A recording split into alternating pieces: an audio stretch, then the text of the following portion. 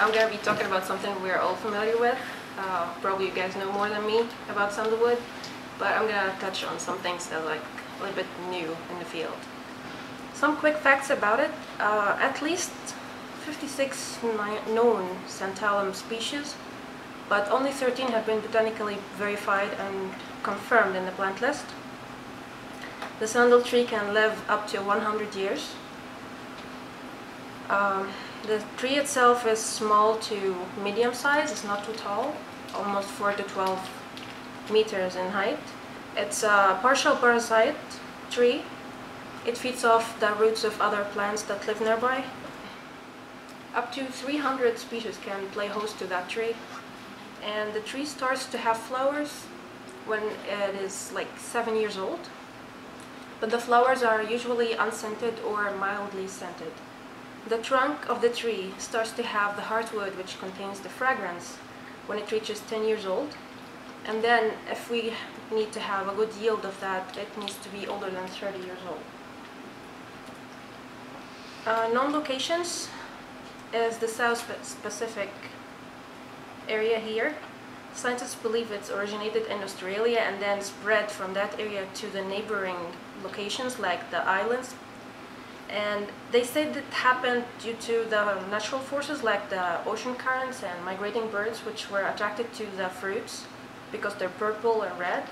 They will carry the seeds to other locations with their migration, and that's why they appeared in this area. So what distinguishes the tree from other plants is that it's a partial root parasite.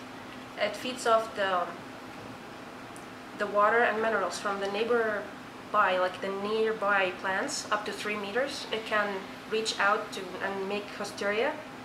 The idea is when there is a host plant root, the Santalum album root will reach out to it, and then when it touches it starts making cone structures that are the hosteria. It looks from the outside as a cone, but if you take a cross section and look inside, it will look as the picture here. And that's a diagram of what happens. You see the arrow? So the host is the circle, and then the inner circle is the xylem or the wood of the root, and then the line on the top is the parasite or the Santalum album, and then it makes the structure as the hosterium, and then it inserts something called the ellipsoidal disc. That's like a penetration bag inside the wood, so it will attach to that wood and attract the water and minerals. That's interesting. Yeah. The aerial parts are just like a typical woody plant. It starts off like small and soft, and then starts to be woody by year. When it grows, the first year it has the regular herbal structure, and then when it gets older, it starts to make it the vascular here. You see that green structure here? The green cells? This is the Vascular Cambium. It's meristematic tissue that divides in both ways to make xylem in the inner side and then phloem in the other side. So it makes a ring every year. And that's why when we count these rings, we can know the age of the tree, because each year adds 1 ring. Sandalwood is important because it has a lot of traditional uses. It's a major component for all the religious ceremonies in this area, especially India and Nepal and Pakistan and these areas. It enhances meditation, relieves stress, enhances the mood, and regulates it. It is a great remedy for anxiety and fear. And it relieves lower back pain, it soothes the dry skin and removes irritations. And it was also used to treat bronchitis and dandruff. The therapeutic properties that have been proved are being antioxidant, anti-inflammatory, which it relieves any type of inflammation inside or outside, like internal and external. Being astringent, hypotensive, it lowers the blood pressure. Emollient means it soothes the skin and removes irritation. Carminative, it's like removes the gas from the intestines. Tonic, it increases the vigor and increases the well-being. It's also antidepressant, antiseptic, fights infections, expectorant to treat the coughs, antispasmodic, treats spasms, and due to the relaxant feature or having muscle relaxant effects. It's also sedative, it induces sleep and has a calming effect, and it's diuretic. One last thing, it might be anti-cancer. Well, might here has a big weight because this study was comparing frankincense and sandalwood against bladder cancer cells, and they found that frankincense has selective effect. It can kill only the cancer cells, but the normal cells will be still okay. But the sandalwood killed both of them, so it's not that great.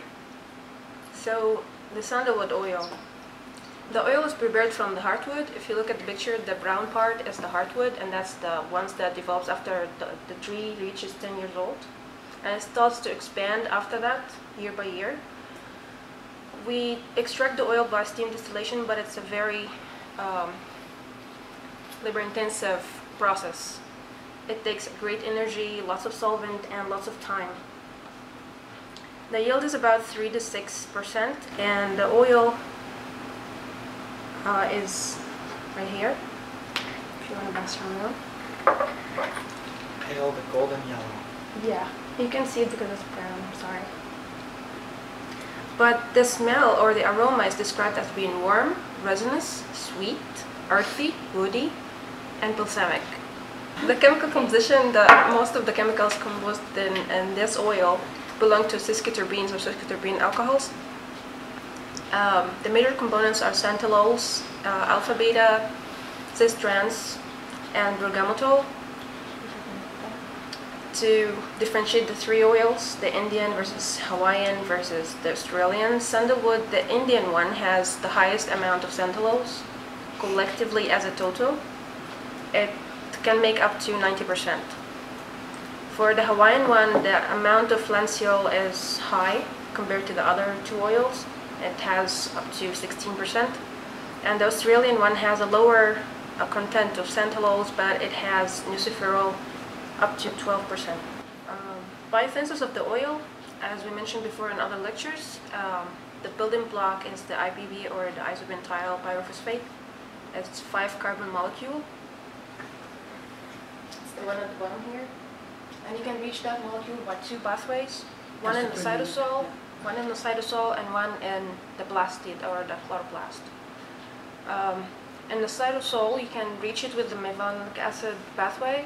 You start out with 3 acetyl-CoAs, and then with condensation reaction, you start making the HMGR, and then it goes down to methylmalonic acid, and then at the end it gives the IPB.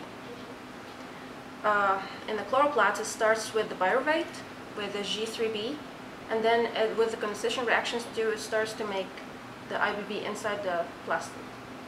Once we reach that, from there it's only a 5-step reaction to make all the components in sandalwood oil.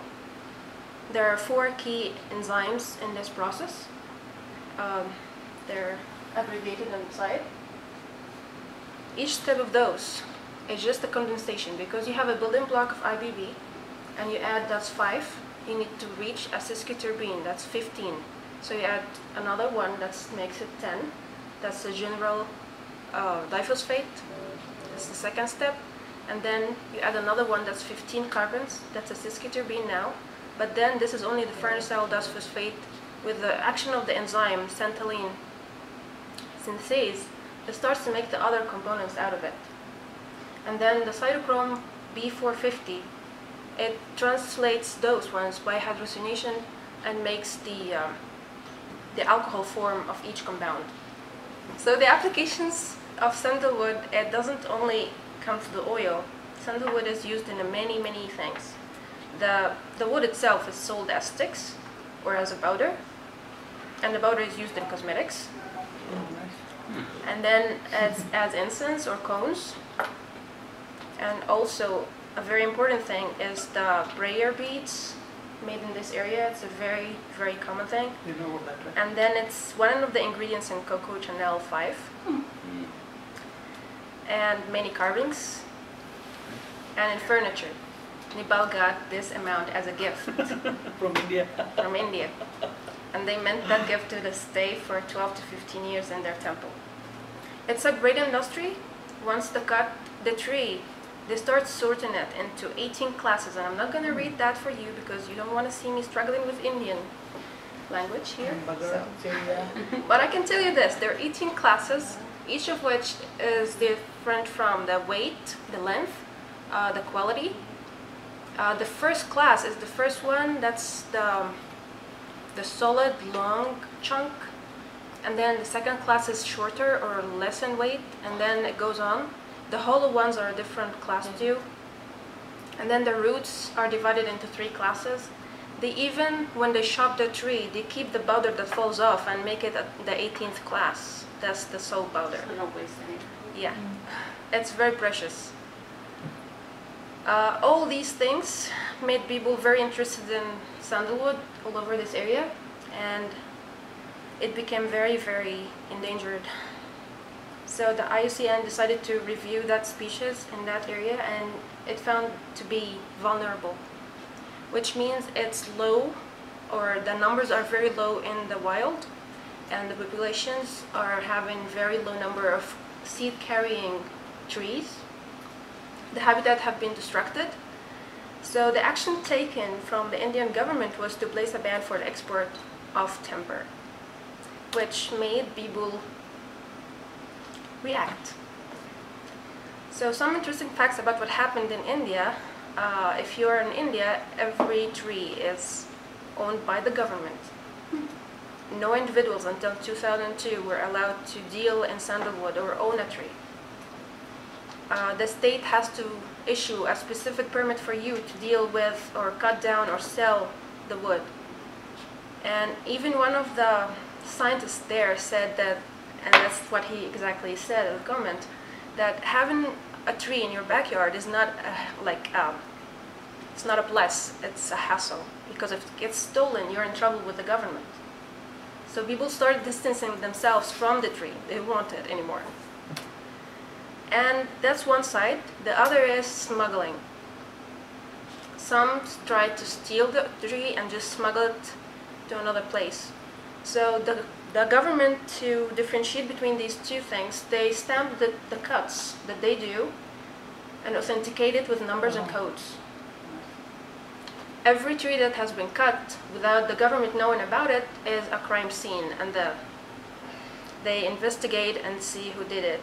And people who try to smuggle it across the border or from one city to another, they get caught, and some people die in the process.